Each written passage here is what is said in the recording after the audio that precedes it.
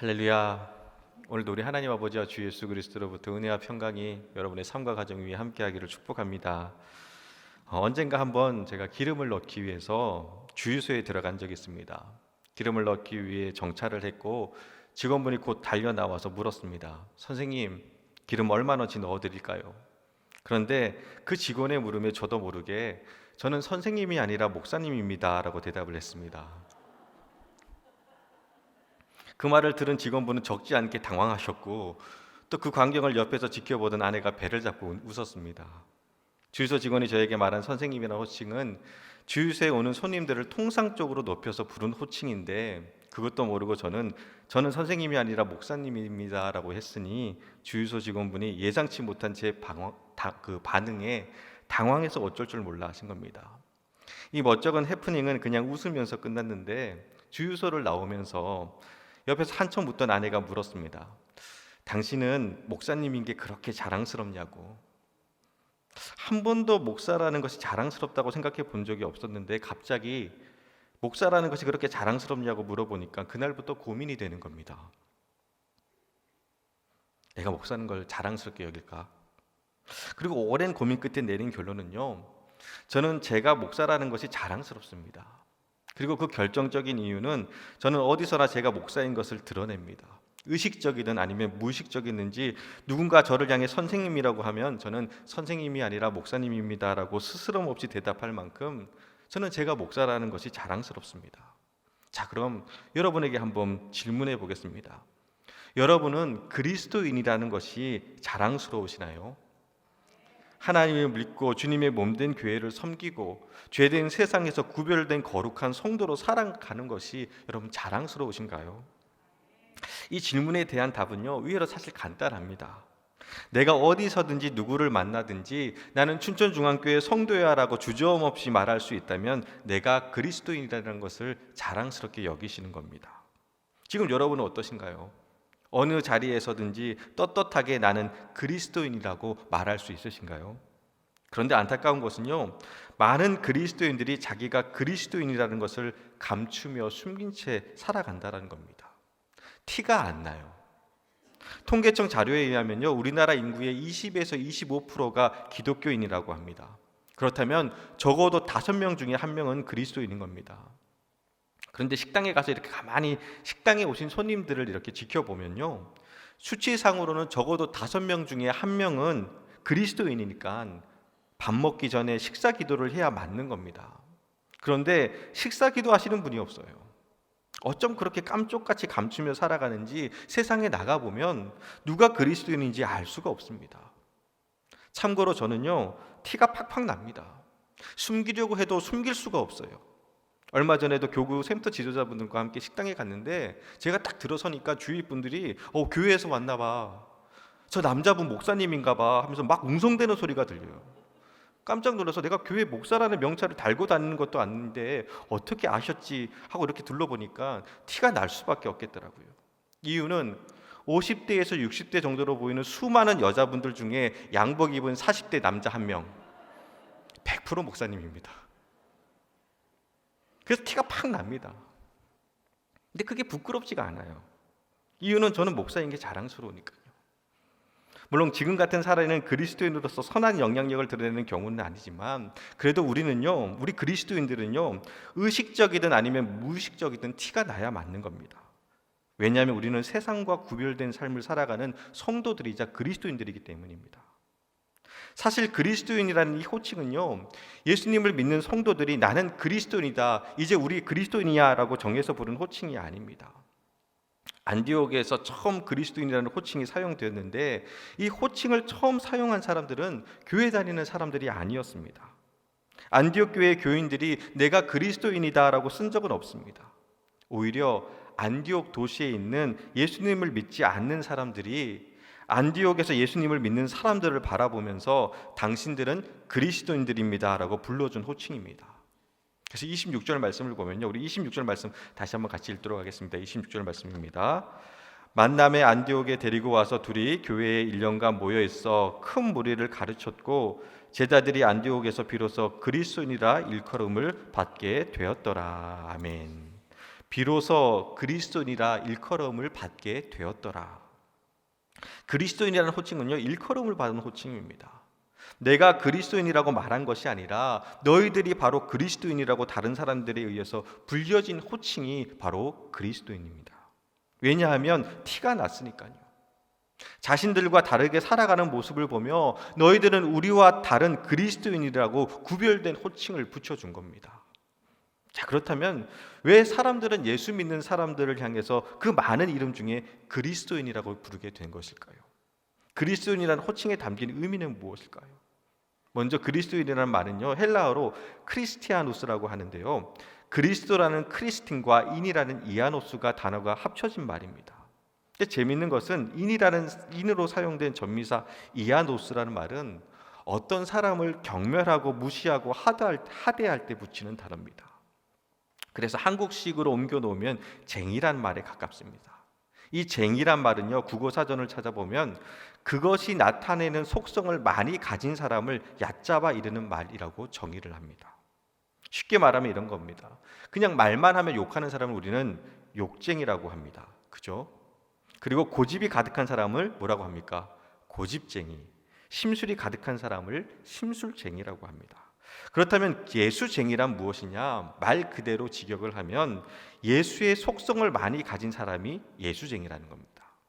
그냥 찌르기만 하면 예수 이야기가 나오고 예수님 때문에 바보같이 세상 즐거움 다 포기하고 손해보고 무시당해도 주님의 말씀에 순종하며 살아가는 사람, 내가 살아도 주를 위해 살고 죽어도 주를 위해 죽습니다라고 그렇게 고백하며 정말 쟤는 예수밖에 몰라 하는 사람들이 바로 예수쟁이들이고 그 사람들이 바로 그리스도인들입니다. 근데 여러분 그거 아세요? 쟤는 예수밖에 모르는 예수쟁이라고 비꼬듯이 하대하며 불렀던 말이 그리스도인이라는 호칭이지만 아이러니하게도 세상 사람들은요, 진짜 예수쟁이들을, 진짜 그리스도인들을 그리워하고 인정한다라는 겁니다. 세상 사람들이 정말 감동하는 것은요, 나는 예수 잘 믿어서 대박이 났습니다, 예수 잘 믿어서 성공했습니다, 이런 예수 한번 믿어보십시오 하는 것이 아닙니다. 다 없어도 좋으니 십자가 하나면 충분합니다. 다 잃어버리고 빼앗겨도 예수님 한 분만 계시면 나는 만족합니다 라고 고백하며 정말 예수밖에 모르는 그리스도인들을 바라며 사람들은 감동한다라는 것입니다. 저 사람이 진짜 예수쟁이라고, 저 사람이 진짜 그리스도인이라고 인정한다라는 것입니다. 예수 믿는다고 유세 떨지 말라고, 티 좀 그만 내라고, 적당히 하라고 면박은 주지만 그래도 예수님 한 분 붙들고 바보같이 우직하게 살아가는 그리스도인들의 모습에 사람들은 감동하고 사람들은 인정한다라는 겁니다. 제가 어렸을 때 굉장히 아팠다고 합니다. 돌쯤 되었을 때 뭘 먹기만 하면 설사를 했다라는 겁니다. 그래서 저는요, 돌 사진이 없습니다. 왜냐하면 그때 병원에 있었기 때문에. 6개월간 아무것도 못 먹고 닝고와 보리차만 마셨다고 하니까요. 저희 할머니 말로는 TV에 나오는 소말리아 난민들의 영상을 보면 그 뼈만 앙상하게 부는 아이들 있잖아요. 그 모습이 딱 제 모습이었다고 말씀하실 정도로 그렇게 몰골이 형편없었다고 합니다. 뼈만 앙상하게 남은 저를 보면서 사람들은 딱하다고, 한참 살오를 시기인데 저러고 있다고 혀를 찾고요.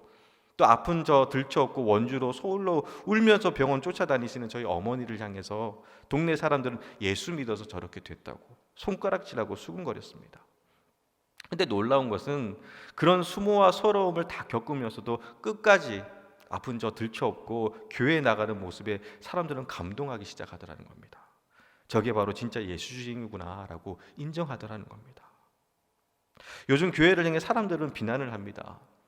거기다 코로나19 사태를 겪으면서 교회에 대한 신뢰가 땅에 떨어졌습니다. 여러 가지 복합적인 이유가 있겠지만 그 이면에는요, 그리스도인의 삶 속에 예수님이 안 보여서 그런 겁니다.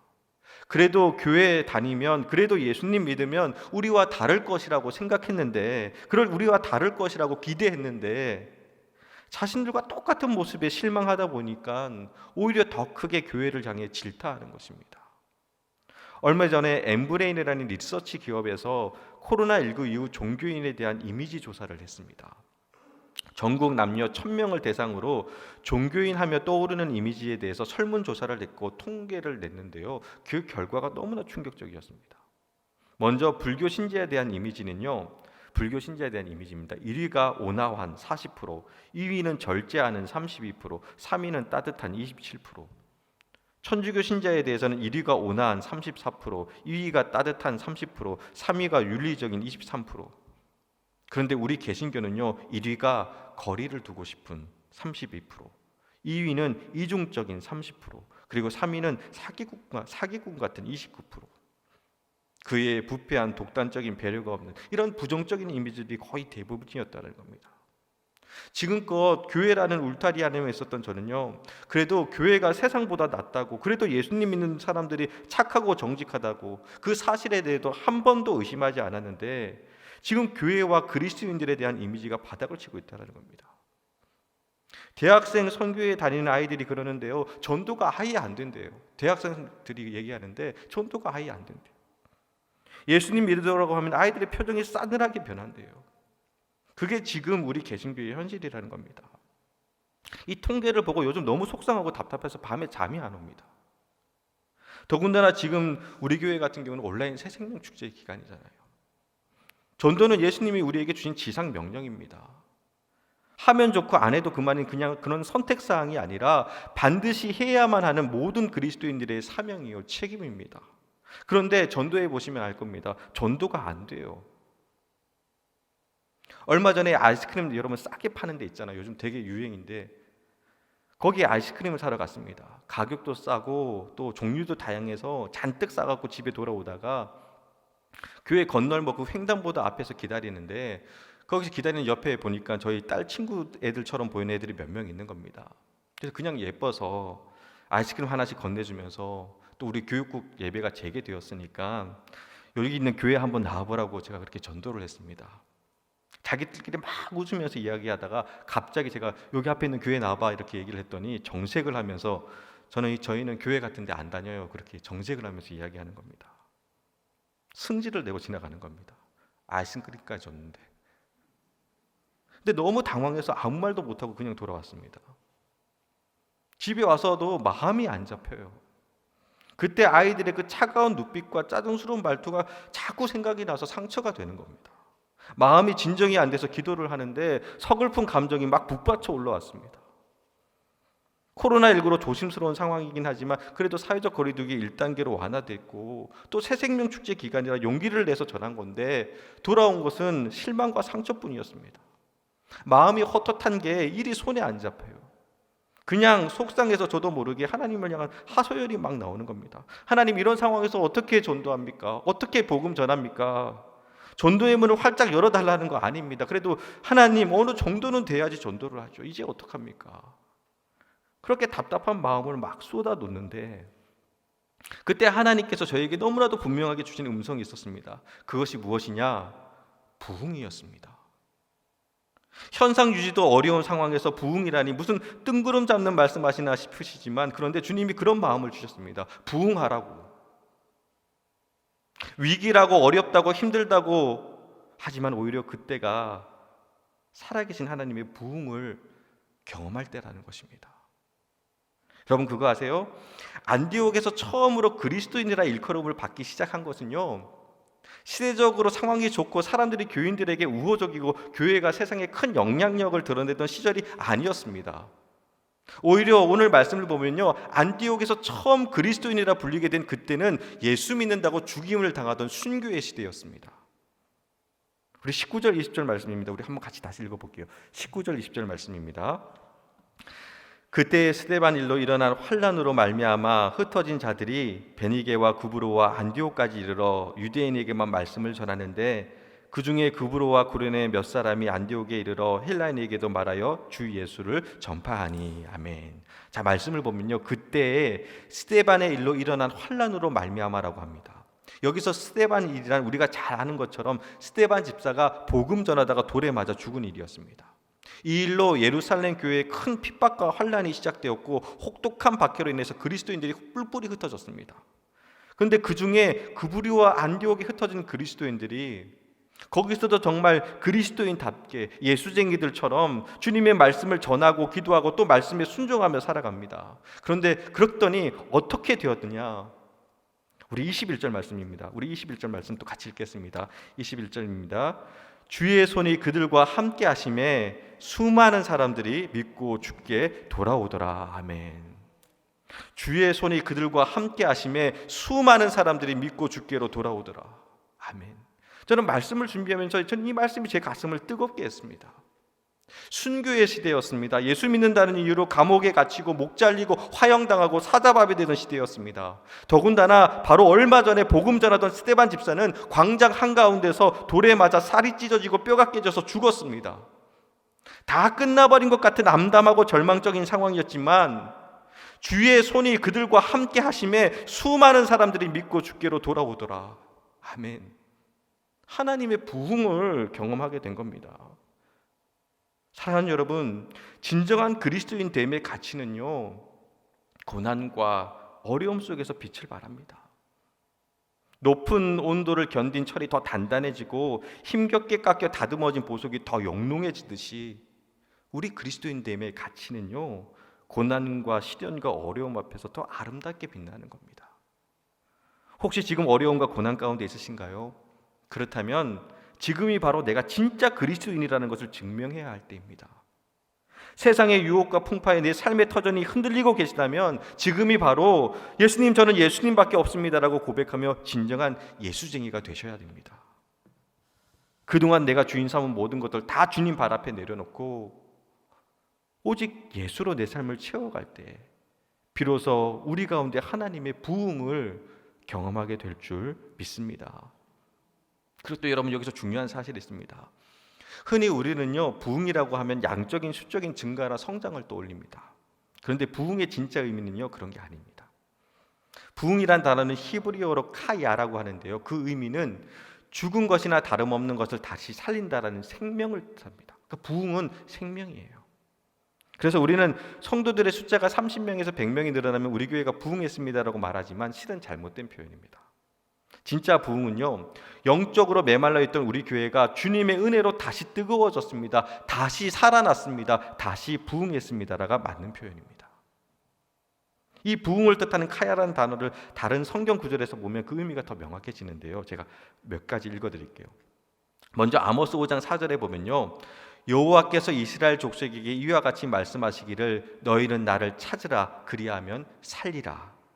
여기서 너희는 나를 찾으라 그리하면 살리라, 이 살리라가 부흥이고요. 또 하박국 2장 4절에서 보라 그 마음은 교만하여 그 속에서 정직하지 못하나 의인은 그의 믿음으로 말미암아 살리라 해서 의인은 그의 믿음으로 말미암아 살리라, 이 살리라가 부흥인 겁니다.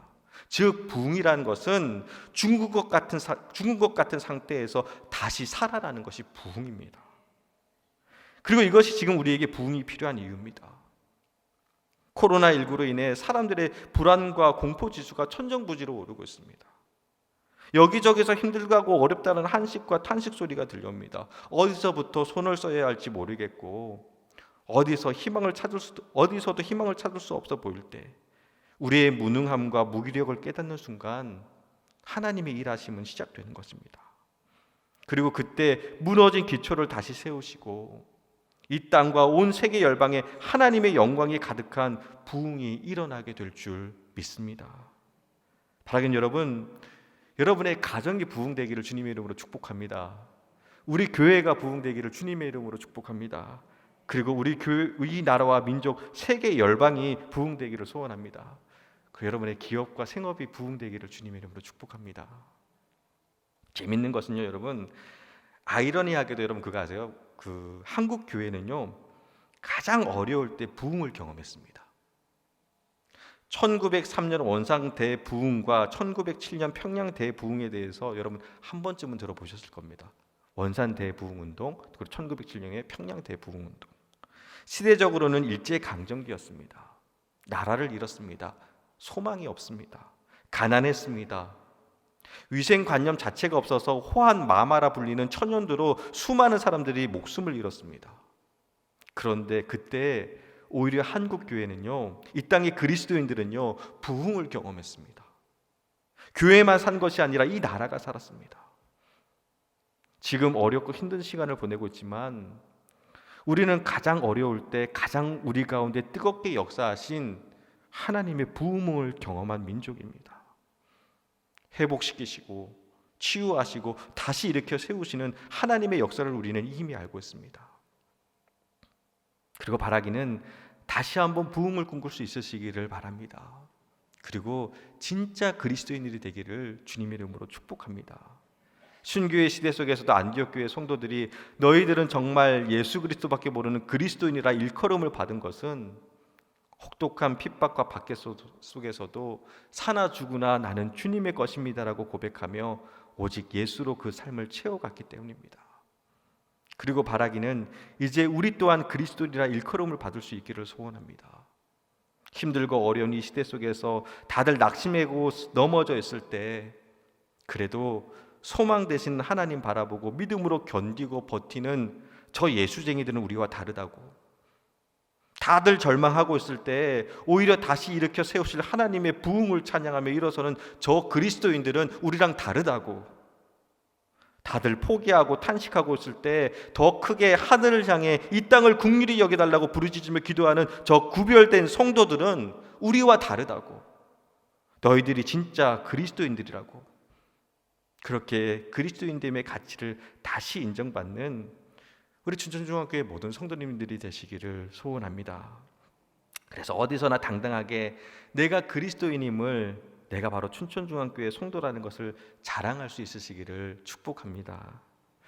끝으로 저희 막내가 요즘 입에 달고 사는 말이 있습니다. 그 말이 뭐냐면요, 나 아빠 아들이야입니다. 나 아빠 아들이야. 나 아빠 아들인데 나 아빠 아들이야. 요즘 그 말을 달고 삽니다.